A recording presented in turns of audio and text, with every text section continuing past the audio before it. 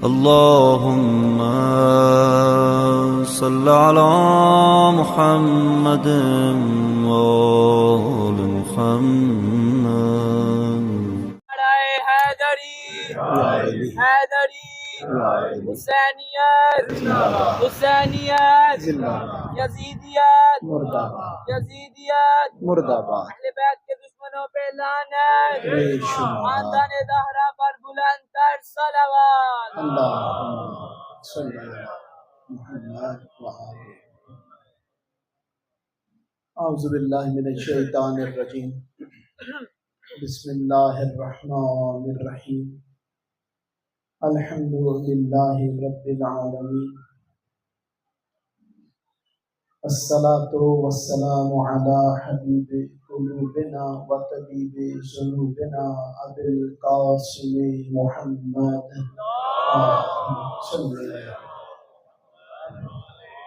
व अहले बैतिही तय्यिबीन अत्ताहिरीन अल-मासूमीन अल-मज़लूमीन व लानल्लाहु अला आदाइहिम अजमाईन।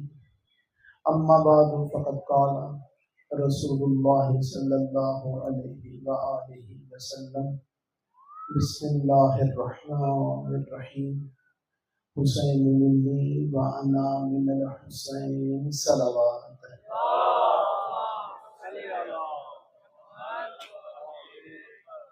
परवरदिगार से दुआ है कि परवरदिगार आपका इस फर्श अज़ा पे आना अपनी बारगाह में इबादत शुमार फरमाए। अपने दिलों में जो हाजात लिए बैठे हैं, बानियान की जो हाजात हैं, परवरदिगार सबकी हाजात को अपनी बारगाह में मकबूल फरमाए। परेशान हाल मोमिनीन की परेशानियां खुदा दूर फरमाए। जो दुआएं ज़ुबान पे नहीं आ सकती, परवरदिगारा तो दिलों के हाल से बेहतर वाकिफ़ है, तो सबकी दुआओं को मुस्तजाब फरमा। अपनी अपनी दुआओं की कबूलियत के लिए, अपने अपने मरहूमीन की बुलंदी दर्जात के लिए, बानियान के मरहूमीन की बुलंदी दर्जात के लिए, इस कब्रिस्तान में जितने मोमिनीन आराम कर रहे हैं उन सब की बुलंदी दर्जात के लिए, और ज़हूर इमाम ज़माना में ताबीन के लिए बवाज़े बुलंद सलवात।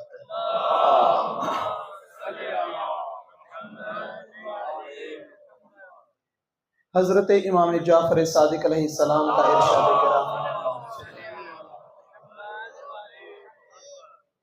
तीन किस्म के लोग हैं, तीन किस्म के अफराद हैं। एक वो हैं जो खुलूस नीयत से हमें चाहते हैं, हमसे मोहब्बत करते हैं। दूसरी किस्म वो है जो अपने नाम के लिए कि हमारा नाम इनसे जुड़ जाएगा, हम इनसे वाबस्ता हो जाएंगे तो खुदा हमारी इज्जत में भी इजाफा करेगा।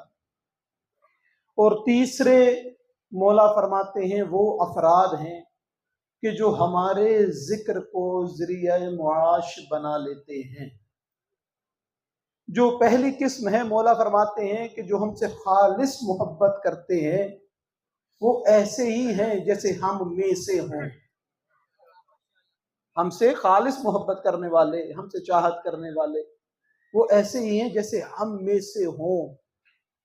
यहाँ पर मैं एक और इसकी तकमील करूंगा एक और फरमान के साथ। हजरत इमाम अली रज़ा अलैहिस्सलाम का इरशाद गिरामी है, अल्लाहुम्मा सल्लि अला मुहम्मद व आलि मुहम्मद। मौला फरमाते हैं कि हम तुमसे कितनी मोहब्बत करते हैं, कितना तुम्हारा ख्याल रखते हैं, इसका अंदाजा इस बात से करो कि जब भी तुम्हें कोई परेशानी हो, कोई मुसीबत हो, तो हमसे बात किया करो, हमसे बात किया करो। हम जाहिल हैं, इल्म नहीं रखते, मार्फत इमाम नहीं है कि इमाम क्या होता है, इमाम की ताकत कितनी है, इमाम का रोब कितना है, इमाम की सल्तनत कितनी वसी है। मौला फरमाते अगर शऊर में नहीं आता कि इमाम से बात कैसे करें, मौला फरमाते हैं फिर बाप समझ के बात कर लिया करो, बाप समझ के बात कर लिया करो। परवरदिगार से दुआ है कि हर घर में औलाद और माँ बाप का जो ताल्लुक है वो इतना खूबसूरत हो कि मौला जिसकी मिसाल दे कि कोई परेशानी है तो बाप समझ के बात करो।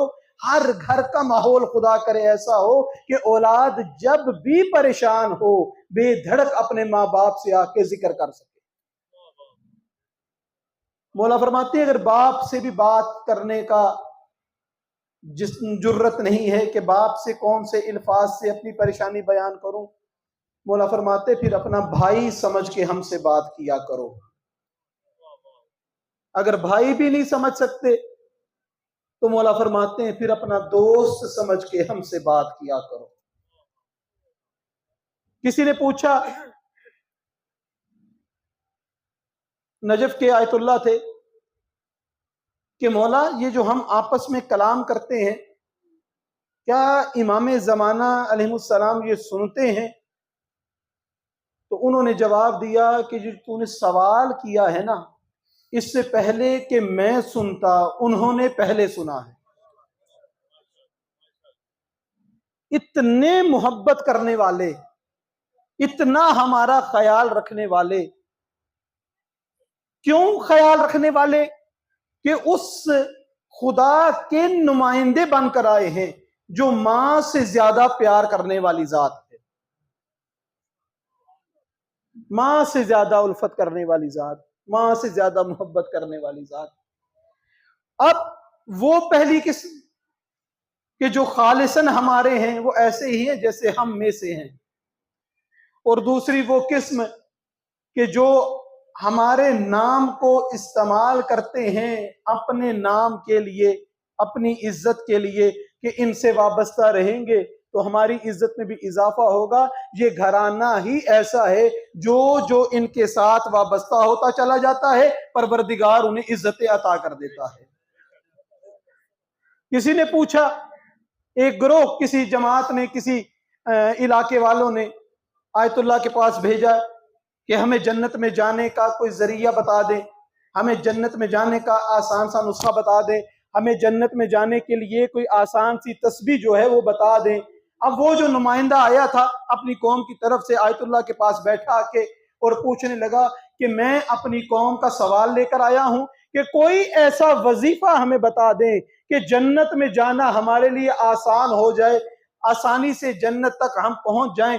अब वो आयतुल्लाह ने चंद लहजा रुके और फिर फरमाते हैं कि याद रख, या हुसैन किया कर, जन्नत में चला जाएगा। या हुसैन किया कर। जिस शख्स को मार्फत इमाम हुसैन अलैहिस्सलाम है और मौला का हक जानते हुए जब वो या हुसैन कहता है फिर उसमें और जन्नत में कोई फासला बाकी नहीं रहता। सलवात पढ़े मोहम्मद और आले मोहम्मद पर।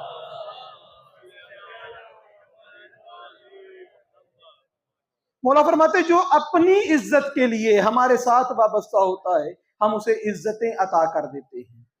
और तीसरा गिरोह वो कि जो हमारे नाम को इसलिए इस्तेमाल करता है कि उससे जरिए मुआश बना ले।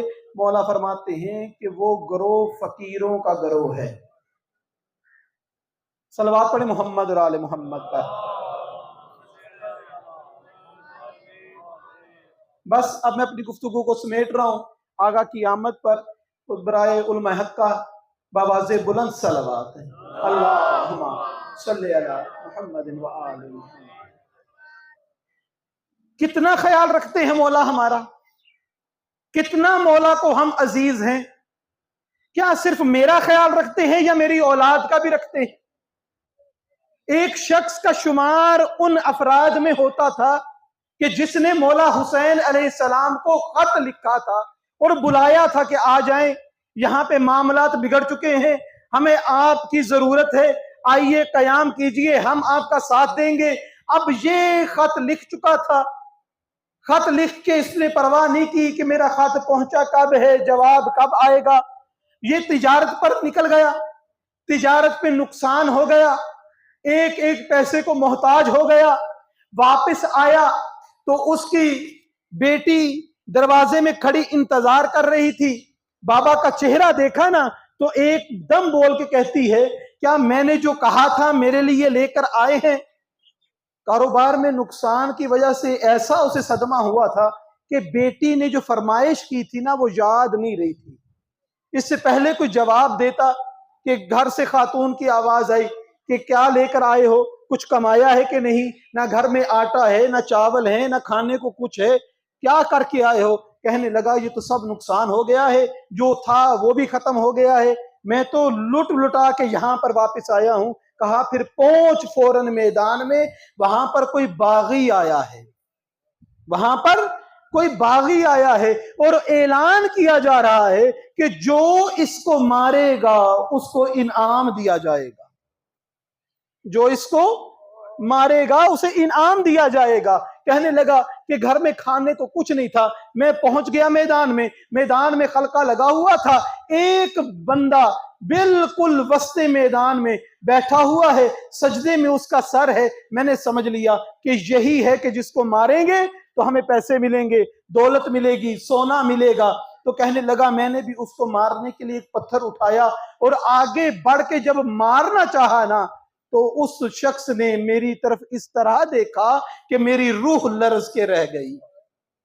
इतना नूरानी चेहरा, इतना नमाजी चेहरा, क्या वो वक्त के इमाम है ना सामने, क्या हो हमारी सोचों को अगर वक्त के इमाम की मारिफत ना हो और हमारे हाथ में पत्थर हो और जमाने का इमाम सामने हो। अब उसने देखा, उसने कहा मैं पता करूं ये कौन है। कहा सलाम किया जाके, इसने मुस्कुरा कर देखा मौला हुसैन ने, और मौला फरमाते हैं तू सलाम जो किया है ना दोबारा कर। कहा क्यों, क्या हुआ। कहा आज सुबह से लेके असर तक मुझ हुसैन को किसी ने सलाम नहीं किया। पता लगा कि आप मौला हुसैन, मैंने खत लिख के आपको बुलाया है, मैं आप पे जान निछावर करना चाहता हूं। मौला फरमाते हैं कि तेरा नाम करबला के शोहदा में नहीं है, तू दूर चला जा। कहा मौला मेरे माँ बाप आप पे कुर्बान, मुझे इजाजत दीजिए। मौला फरमाते हैं दूर चला जा, तेरा शहीदों में नाम नहीं है। कहा मौला मैं जान निछावर करना चाहता हूं। कहा मौला के हुक्म को मान, ये मैदान छोड़ के चला जा, अभी मैं इस्तिगासा बुलंद करूंगा, जो इस्तिगासा पे नहीं आएगा वो गुनहगार होगा, तू चला जा। ये कहता है कि मैं ना चाहते हुए लर्जा कदमों से, थके हुए बदन से मौला से दूर हटने लगा। जैसे ही दूर गया ना, मौला ने सदा दे के दोबारा बुलाया। मौला ने फिर आवाज दी, ये समझा कि शहादत की शायद इजाजत मिलने लगी है, ये भागता हुआ गया। मौला हुक्म करें, क्या हुक्म है। मौला ने अपने हाथ से अंगूठी उतारी और उसके हाथ में पकड़ाई कि जब अपने घर जाएगा ना, अपनी बेटी को देना, तेरी बेटी ने ये तुझसे मांगी थी। इतना करीम हुसैन, उम्मत ने कभी अब्बास के लाशे पे रुलाया है, कभी यतीम कासिम के लाशे पे रुलाया है, कभी अली असगर के लाशे पे रुलाया। अल्लाह लानतुल्लाहि अलल कौमिज़ ज़ालिम बर मोहम्मद व अहले बैत मोहम्मद सल्लल्लाहु अलैहि वसल्लम।